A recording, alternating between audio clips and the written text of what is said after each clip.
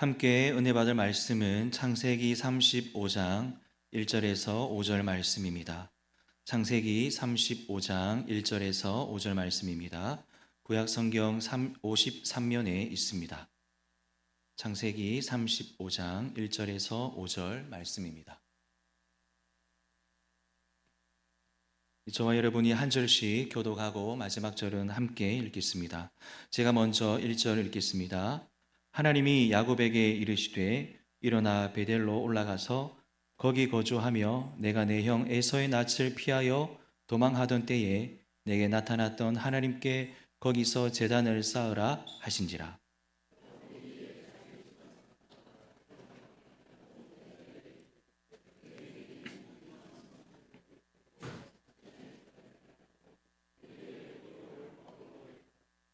우리가 일어나 베델로 올라가자 내 환난 날에 내게 응답하시며 내가 가는 길에서 나와 함께 하신 하나님께 내가 거기서 제단을 쌓으려 하노라 하매.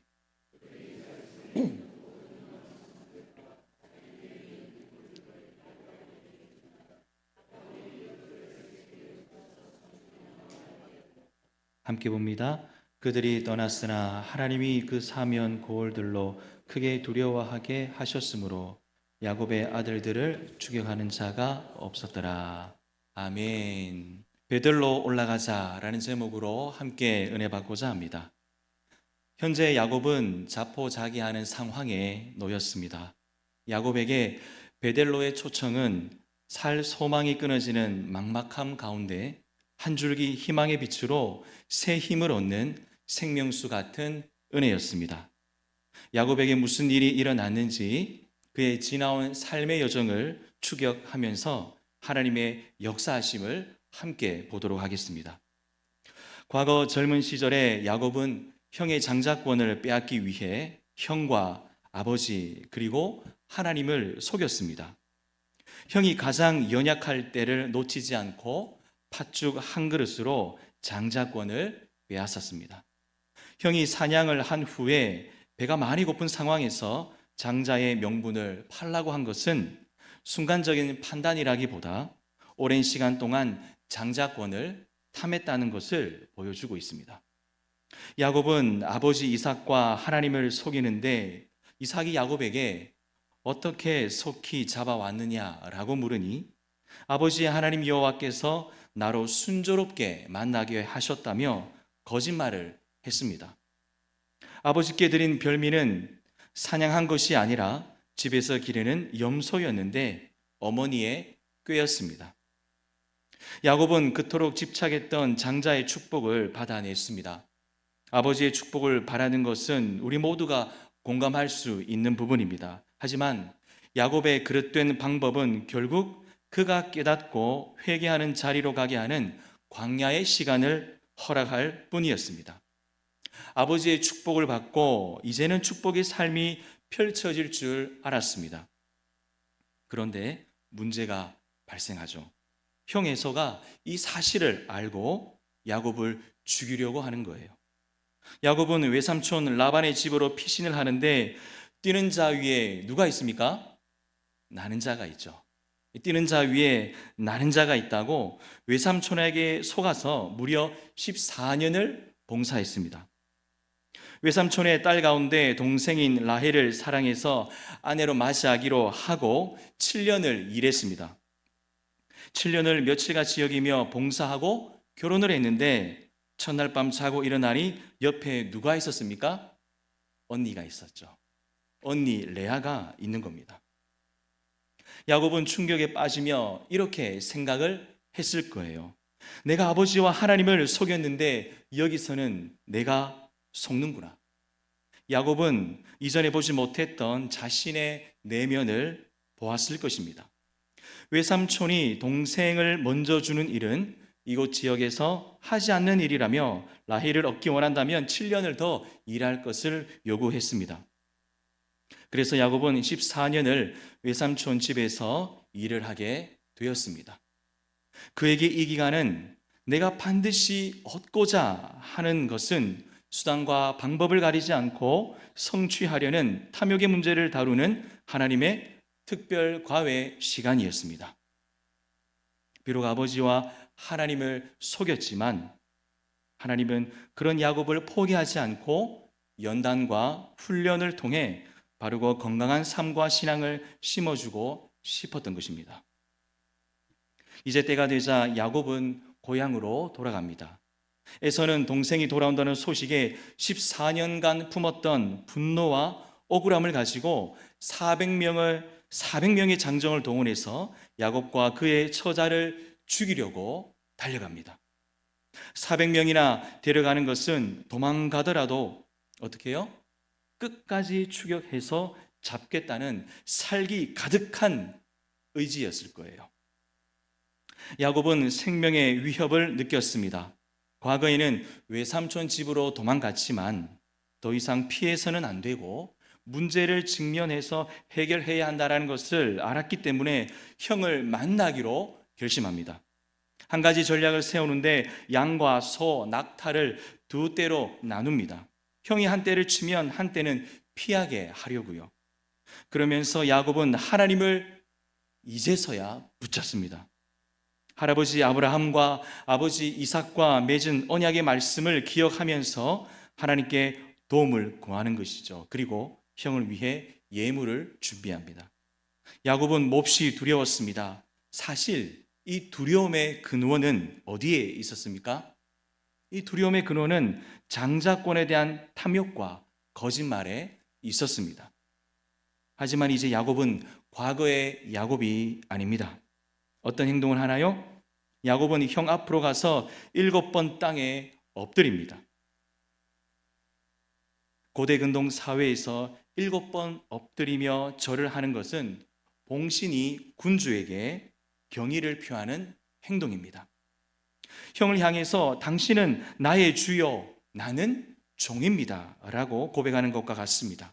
형에게 절을 함으로써 형을 속여 빼앗은 축복을 돌려주겠다라고 하는 의미도 그 안에 담겨 있습니다. 야곱은 분명 달라졌습니다. 외삼촌과의 만남이 바로 야곱에게는 축복이었던 것이죠.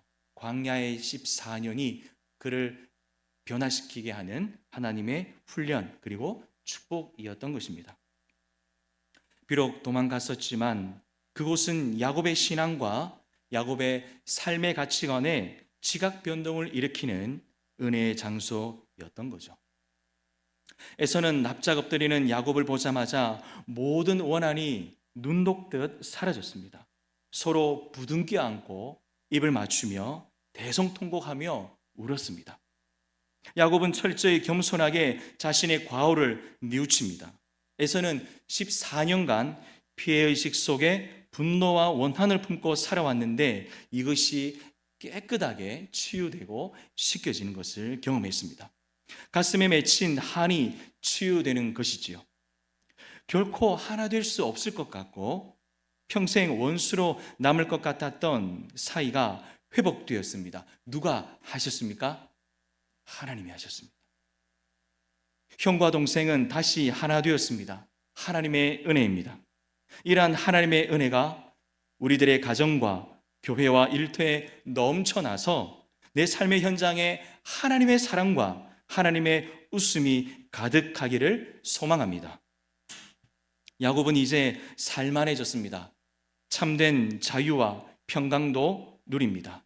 그리고 자신이 있어야 할 자리에 돌아왔고 거주할 곳에 정착하며 새로운 삶을 펼쳐가기 시작했습니다. 그런데 여기서 기막힌 반전이 기다리고 있습니다.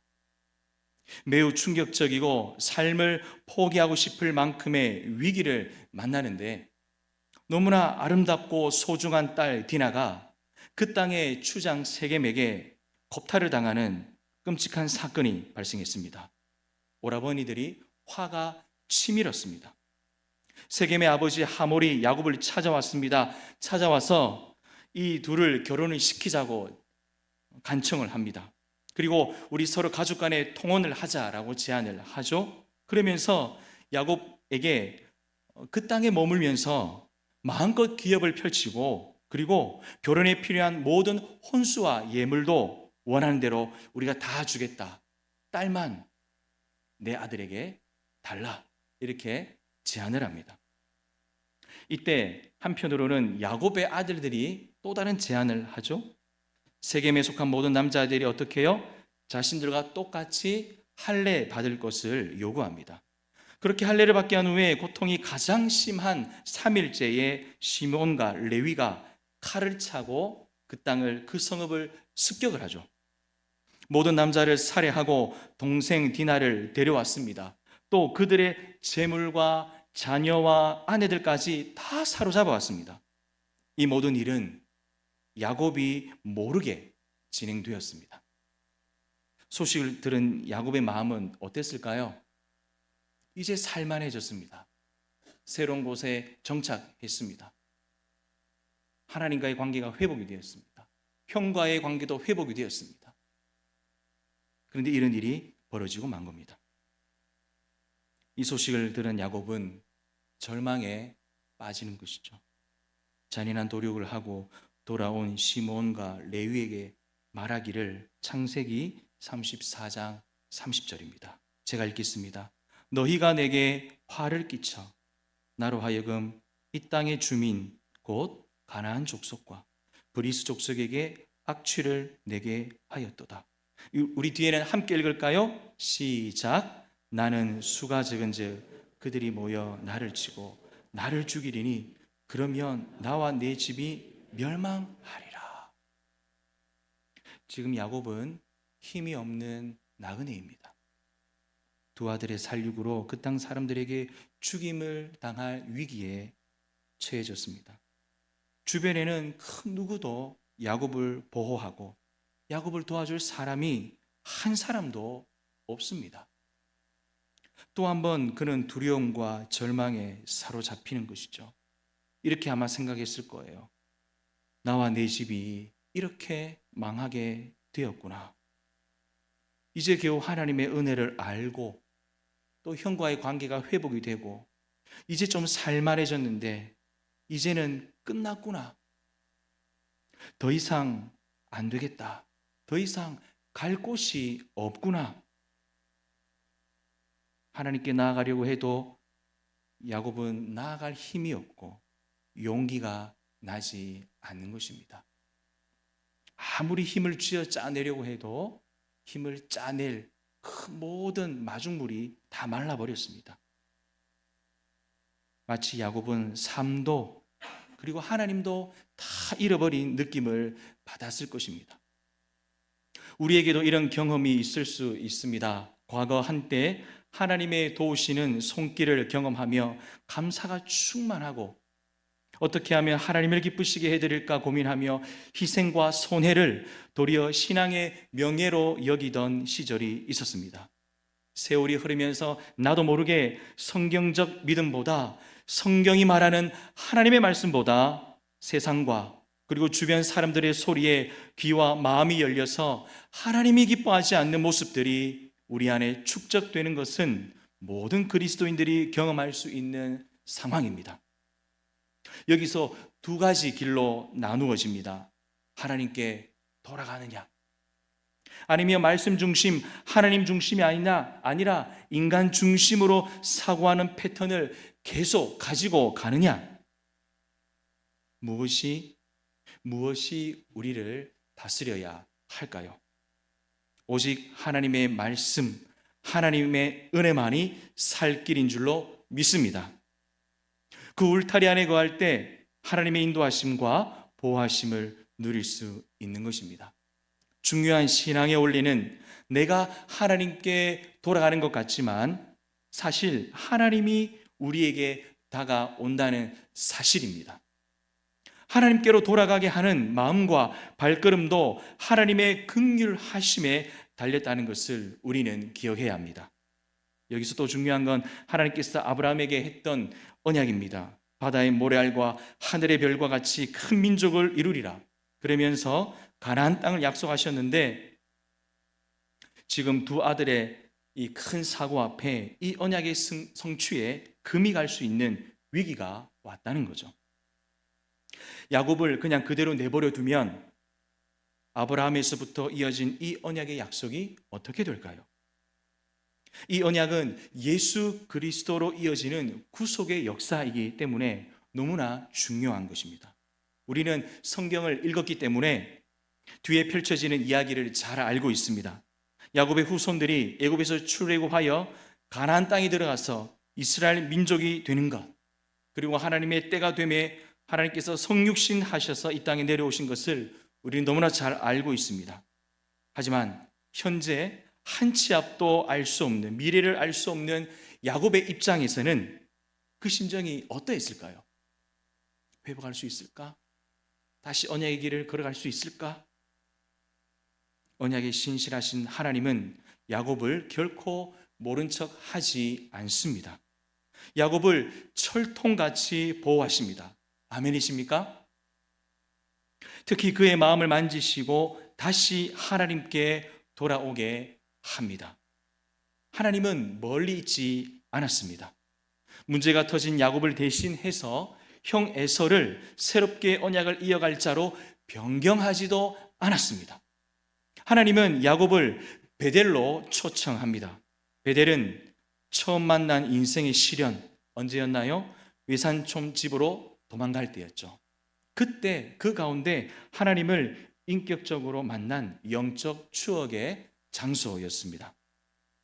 창세기 28장 20절로 22절에 보면 야곱이 서원하여 이르되 하나님이 나와 함께 계셔서 내가 가는 이 길에서 나를 지키시고 먹을 떡과 입을 옷을 주시어 내가 평안히 아버지 집으로 돌아가게 하시오면 여호와께서 나의 하나님이 되실 것이요 내가 기둥으로 세운 이 돌이 하나님의 집이 될 것이요 하나님께서 내게 주신 모든 것에서 10분의 1을 내가 반드시 하나님께 드리겠나이다 하였더라. 야곱이 14년간 얽혔던 문제가 해결되자 베델을 그만 잃어버리고 말았습니다. 베델을 기억하겠다고 했던 그의 믿음을 잃어버렸던 것이죠. 하나님의 은혜를 잊어버린 거예요. 그리고 딸 디나 사건으로 두 아들이 살인자가 되고 온 가족이 몰살당하게 되자 그제서야 하나님을 기억하는 것입니다. 하나님은 야곱을 다시 은혜의 자리로 부르십니다. 도망자 신세로 두려움에 떨고 있을 때 너를 지키며 너를 이끌 것이다 라고 했던 하나님의 약속이 현재 변함없이 지켜지고 있는 것입니다.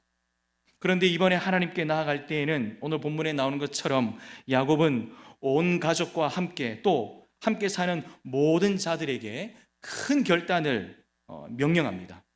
무엇이었나요? 이방 신상과 귀고리들을 상수리 나무 아래에 묻고 가자. 이방 신상을 다 버리고 올라가자. 이렇게 얘기를 하는 거예요. 무슨 뜻일까요? 지난 세월 야곱의 일가에 축적된 삶이 무엇이었을까요? 그걸 지금 말해주고 있는 것입니다. 하나님보다 더 소중하게 여기는 무언가가 야곱의 일가에 축적되고 있었다라는 사실이죠. 하나님보다 더 사랑하고 하나님보다 더 가까이 하는 그 무언가가 야곱의 집안에 차곡차곡 성경에는 일일이 다 기록되어 있지 않지만 야곱이 뜬금없이 다 버리고 가자고 얘기를 하잖아요. 그러니 야곱 일가에는 하나님보다 더 사랑하고 하나님보다 더 안정감을 누릴 그 대상, 그것들을 축적하고 있었다는 것입니다.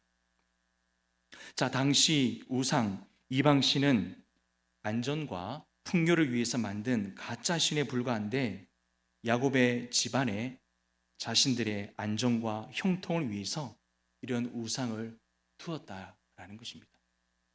하나님이 작게 보였던 거예요. 하나님만으로는 부족함을 느낀 거예요.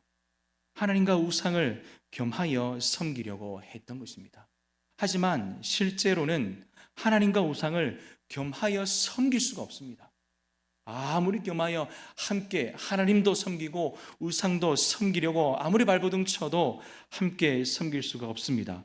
두 마음이 겸하는 즉시 어떤 일이 발생하는가 하면 하나님은 자연스럽게 2번으로 뒤로 물러가게 되어 있습니다.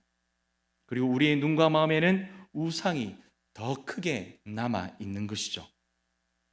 야곱은 베들로 올라가기 전에 우상과 귀고리를 제거하자고 했습니다.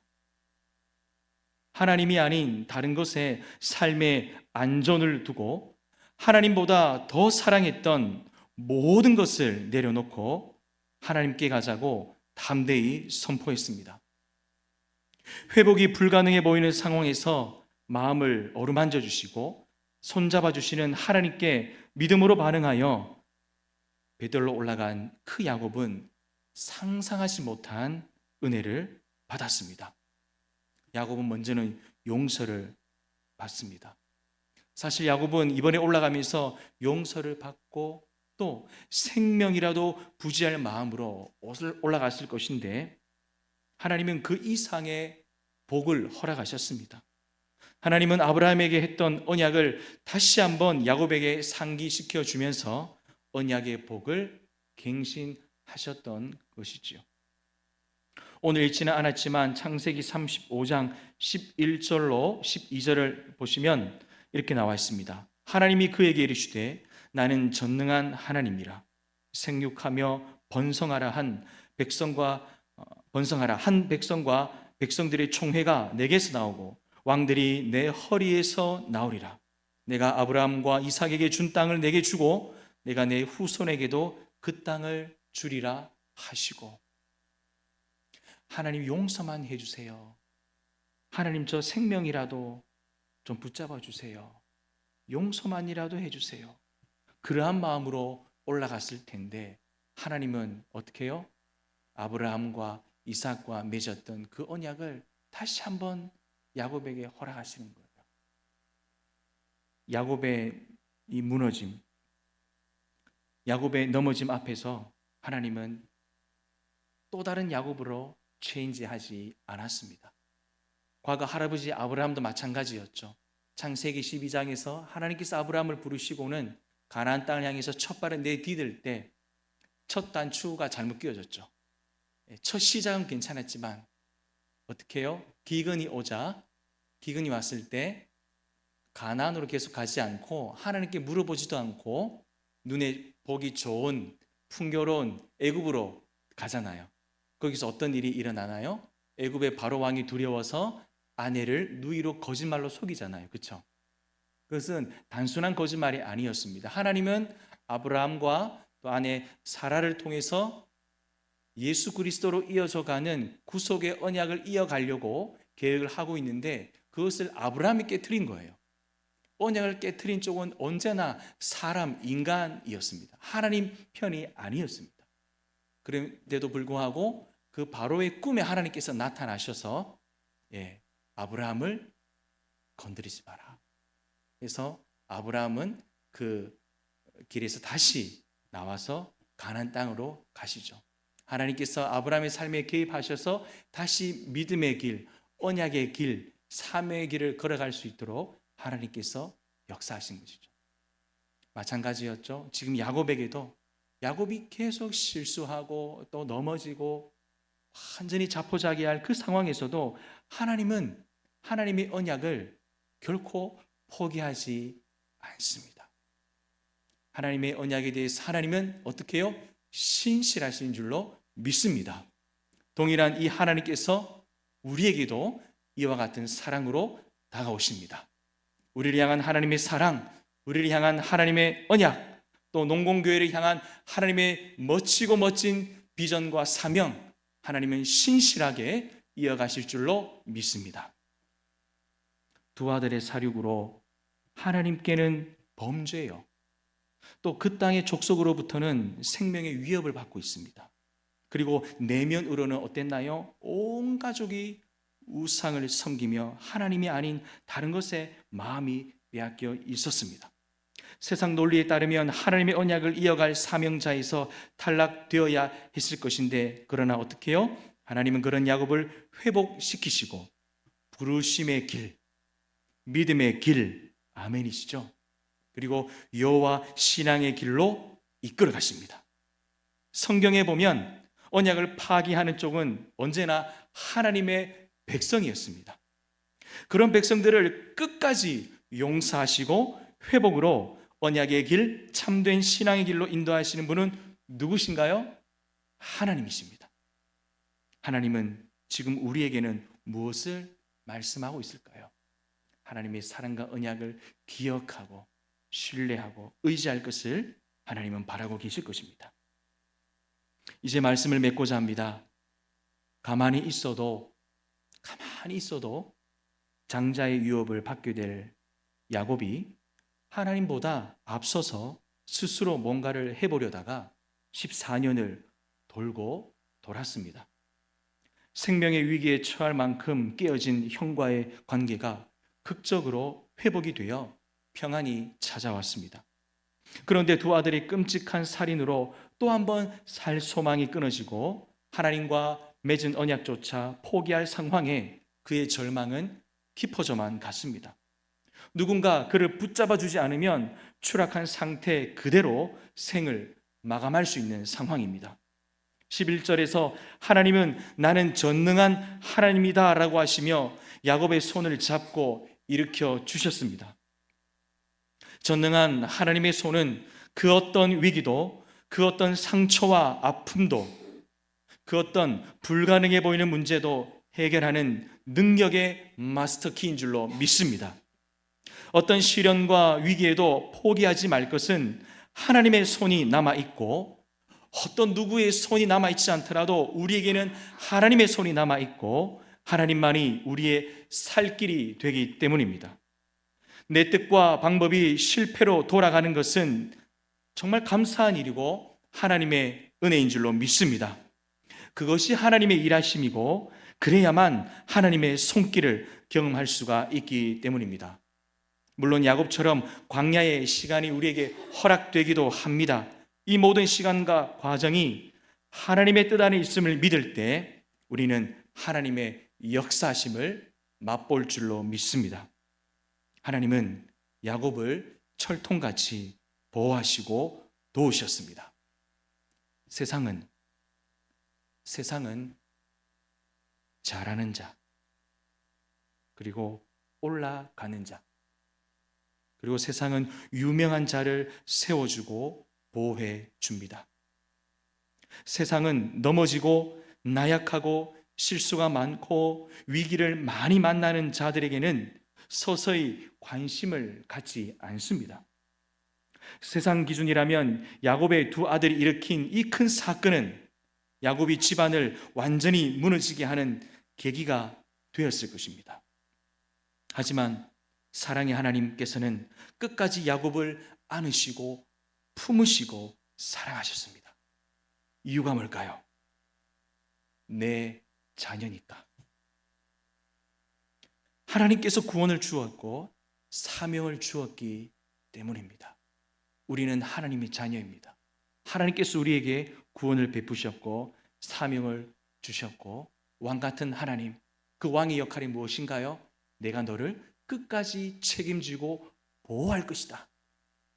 그 왕이신 하나님께서 우리를 끝까지 책임지시고 보호하십니다. 야곱을 도우시고 끝까지 책임지신 하나님께서 동일한 은혜와 사랑으로 우리를 지키시고 보호하시며 도우시는 줄로 믿습니다. 희망은 결코 세상에 있지 않습니다. 희망은 사람에게도 있지 않습니다. 희망은 오직 하나님께만 있습니다. 야곱의 하나님, 전능하신 그 하나님을 경험하는 모두가 되시기를 축복합니다. 아멘.